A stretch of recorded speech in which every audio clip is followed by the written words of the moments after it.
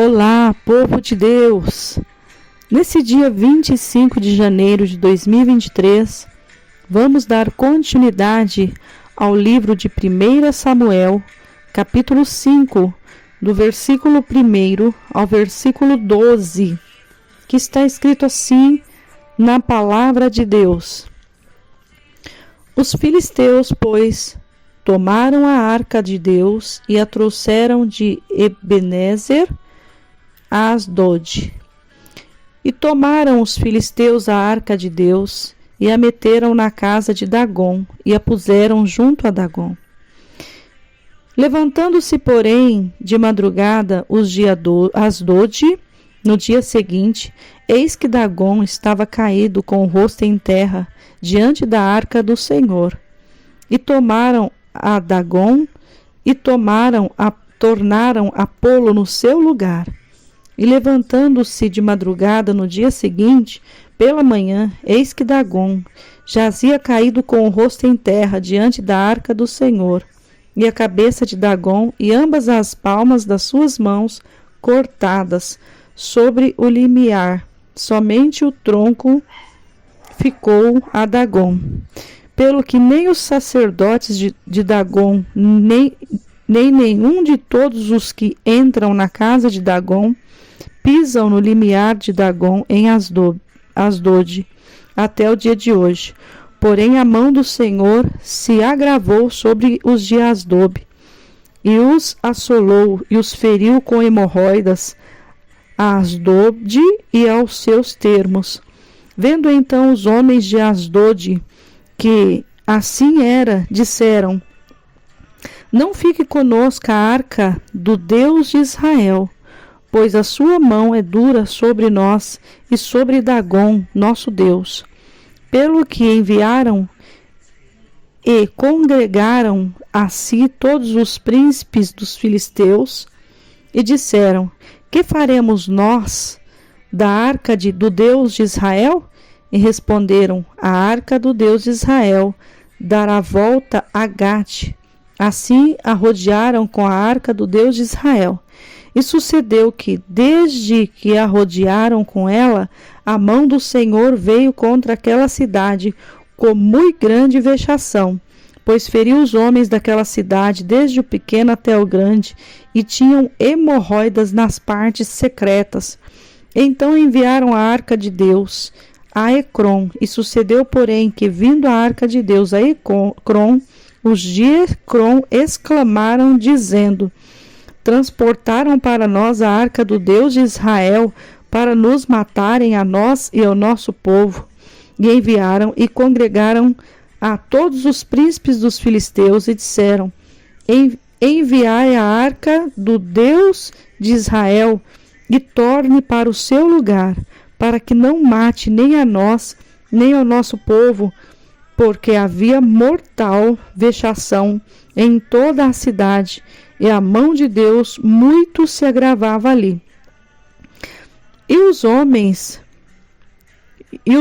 que não morriam eram tão feridos com hemorroidas que o clamor da cidade subia até o céu. Louvado e engrandecido é o nome do Senhor.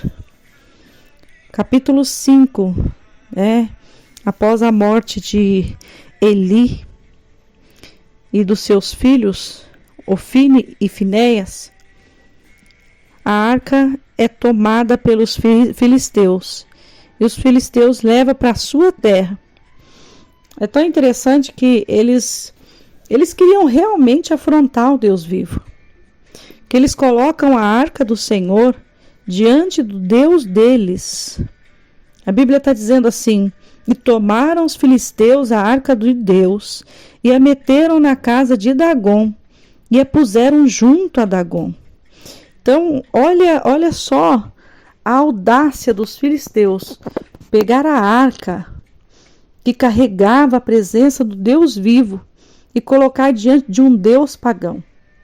E a palavra do Senhor diz que ali, quando eles colocaram a arca diante ali do Dagom, quando levantaram de madrugada, no dia seguinte, para ir lá ver como estava a situação, A Bíblia diz que Dagom estava caído com o rosto em terra, diante da arca do Senhor. Aí eles tomaram a Dagom, tornaram a colocar no seu lugar. E na noite seguinte, de madrugada, quando eles levantam para ir até ali a casa onde habitava esse deus pagão, a Bíblia diz que Dagom jazia caído com o rosto em terra diante da arca, a sua cabeça e ambas as palmas das suas mãos cortadas sobre o limiar, e somente o tronco ficou a Dagom. Então, a situação que ocorreu ali, eu vejo que ninguém zomba do Deus vivo. Ninguém zomba do Deus de Israel, ou seja, ninguém zomba do nosso Deus. Muitas vezes as pessoas, elas não têm noção. Muitas vezes as pessoas, sabe qual é o problema das pessoas? Muitas pessoas servem a um Deus pagão. Qual é esse Deus pagão? É o Deus que tem olhos, mas não vê, tem boca, mas não fala, tem ouvido, mas não ouve. Necessita que alguém o carregue. Então, muitas vezes as pessoas, por pensar, por olhar os seus deuses assim, pensa que o nosso Deus é igual. Mas o nosso Deus não é igual. O nosso Deus, ele é poderoso, ele é vivo. A Bíblia diz que a palavra de Deus é eficaz, é mais cortante, penetrante que uma espada de 2 gumes. Atravessa os rins, a medula, vai até o coração, é capaz de ir atravessar o coração. Olha só, a palavra de Deus é viva e eficaz. Ela atravessa os rins, as medulas, atravessa o coração e é capaz de discernir os pensamentos e as intenções do coração. Então Deus viu as intenções do coração daqueles filisteus. Deus sabia que aquela intenção de colocar diante daquele Deus pagão a arca que carregava a presença do Senhor, ali aqueles filisteus estavam simplesmente zombando do Deus vivo. E do Deus vivo ninguém se zomba. Portanto, que a própria palavra de Deus diz que não ficou por isso. Não ficou por isso. Depois de que aquele Deus pagão foi derrotado, a Bíblia diz que Deus feriu aquele povo com hemorroidas. A Asdod e aos seus termos, ou seja, toda aquela região, a palavra diz que entrou ali uma vexação. E ali aquele povo começou ali a ter hemorroida nas suas partes secretas. E a Bíblia diz que eles clamavam tanto, e eles começaram a rodear com a arca, eles não sabiam o que fazer, e ali eles estavam ali desesperados e começaram a levar de um lado para o outro.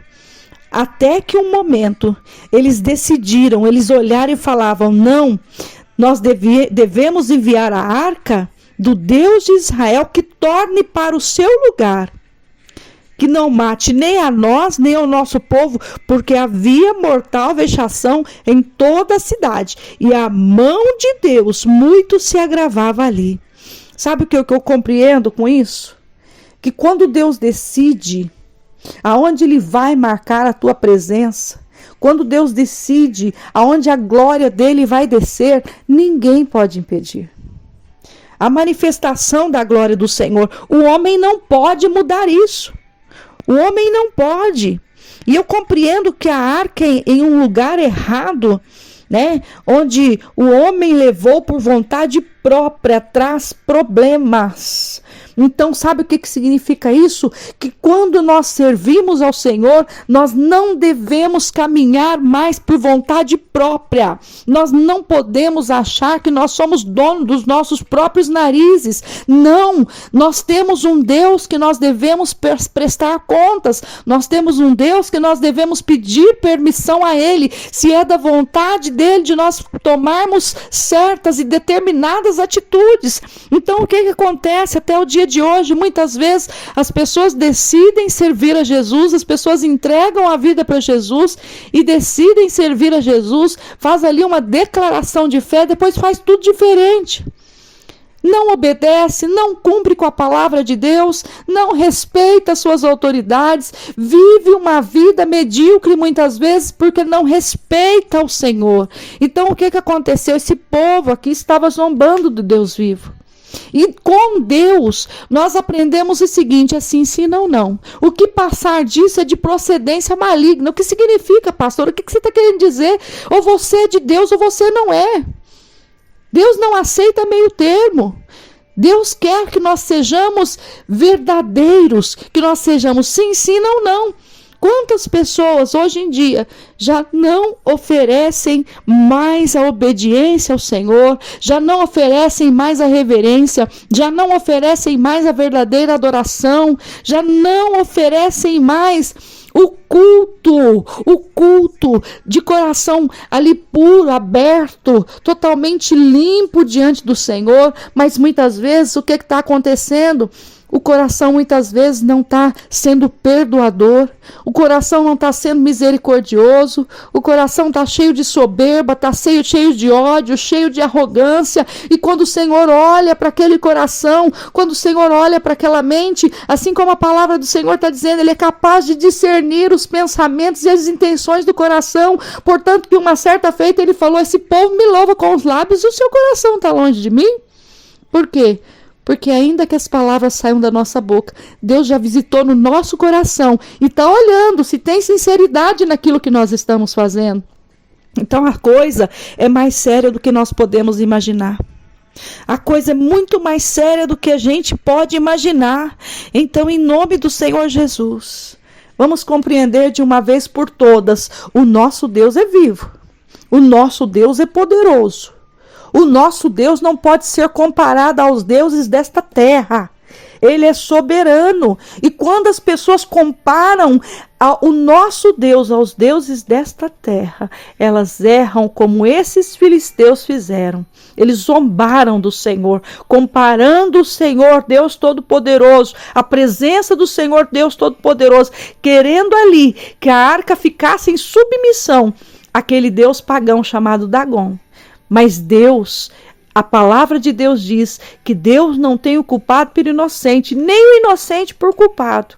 Ele vê todas as coisas. Então o que nós devemos fazer? Nós devemos ser obedientes. Nós devemos ser tementes. Nós devemos compreender, que nós devemos estar onde a arca do Senhor está. Pois a arca do Senhor é o lugar onde Deus coloca e demanda a sua bênção. Então, você hoje carrega a presença do Senhor. E aonde você deve estar? No centro da vontade de Deus. Não é no centro da tua vontade, não. É no centro da vontade de Deus. Sabe o que está faltando no meio do povo de Deus? Orar e falar, Senhor, eu quero estar no centro da tua vontade, não no centro da minha vontade. Porque muitas vezes o centro da tua vontade, você congrega em lugar errado, você está no lugar errado, você não adora da forma que deve ser. Mas quando você entra no centro da vontade do Senhor, a igreja não é problema. Os irmãos não são problema. Mas o único problema que você tem para solucionar todos os dias é negar a si mesmo, tomar a tua cruz e seguir ao Senhor. Amém? Que Deus abençoe teu dia. Tenha um dia de bênção e de vitória em nome do Senhor Jesus. Sou a pastora Maria Paiva, da IAP Sol da Justiça.